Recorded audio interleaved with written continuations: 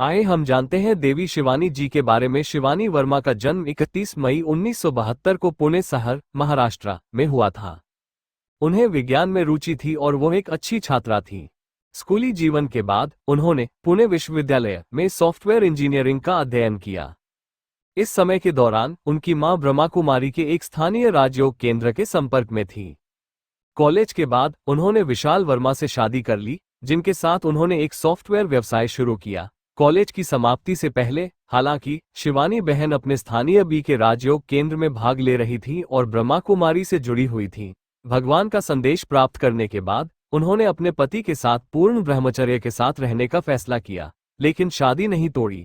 शिवानी बहन यही अवेकनिंग श्रृंखला पर सिखाती है।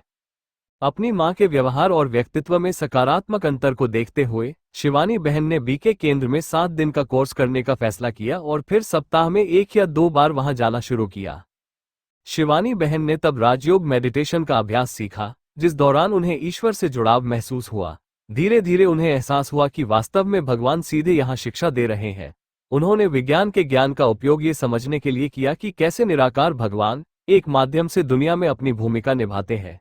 ये जानकर वह भी नई दुनिया, सतयुग लाने के मिशन में शामिल हो गई। इस पर और अधिक जानने के लिए इस पृष्ठ पर समाचार पढ़ें। शिवानी वर्मा 1994 तक विश्वविद्यालय की छात्रा थी और फिर उन्होंने पुणे में 3 साल तक भारतीय विद्यापीठ कॉलेज में व्याख्याता के रूप में कार्य किया। इस अवधि के दौरान उनकी मां ब्रह्मा कुमारिस में एक नियमित छात्रा थी। शिवानी ने अपनी मां के स्वभाव में उल्लेखनीय बदलाव देखा। वो बहुत शांत, प्यारी और भावनात्मक रूप से मजबूत हो गई। इससे शिवानी बहन को पास के बीके केंद्र पर जाने की प्रेरणा मिली। पहुंचने पर उन्हें एक आत्मा, एक आध्यात्मिक सत्ता के रूप में स्वयं के बारे में बताया गया था।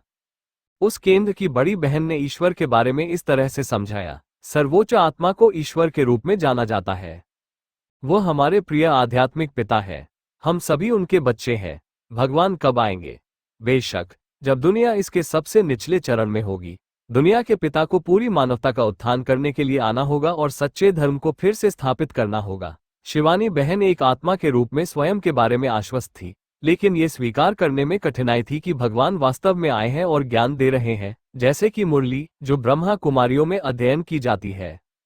शिवानी को बचपन से ही विज्ञान में रुचि थी।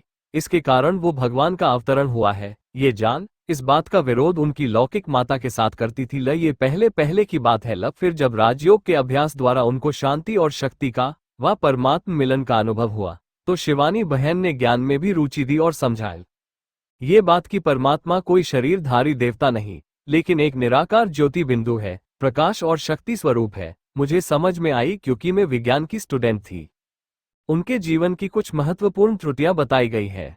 1. हम सोचते हैं कि भगवान को याद करने से वो मेरा काम कर देगा, लेकिन ऐसा नहीं है। हम जब भी भगवान की याद में कोई काम करते हैं तो वो हमारी शक्ति को बढ़ा देता है और असंभव कार्य भी संभव हो जाते हैं। 2. यदि मैं मन की आत्मा को व्यर्थ संकल्पों का बोझ ढोने दूंगी तो भारीपन महसूस होगा और जल्दी ही थक जाऊंगी। 3. जब मैं को हम से बदल दिया जाता है तो कमजोरी भी तंदुरुस्ती में बदल जाती है। 4. एक मजबूत आत्मा अपने प्यार का इजहार कर सकता है। केवल वही आत्मा मजबूत हो सकती है जिसमें विनम्रता हो। एक कमजोर आत्मा हमें स्वार्थी बना देती है। अगर हम खाली हैं तो हम दूसरों से लेते हैं, लेकिन अगर हम भरेन हैं तो हम अपने आप ही सभी को देते रहते हैं। यही हमारा स्वभाव है। 5. किसी को भी दिया हुआ प्यार या दी हुई खुशी हमेशा लौटकर वापस आती है। संयोग से हम उस व्यक्ति से यह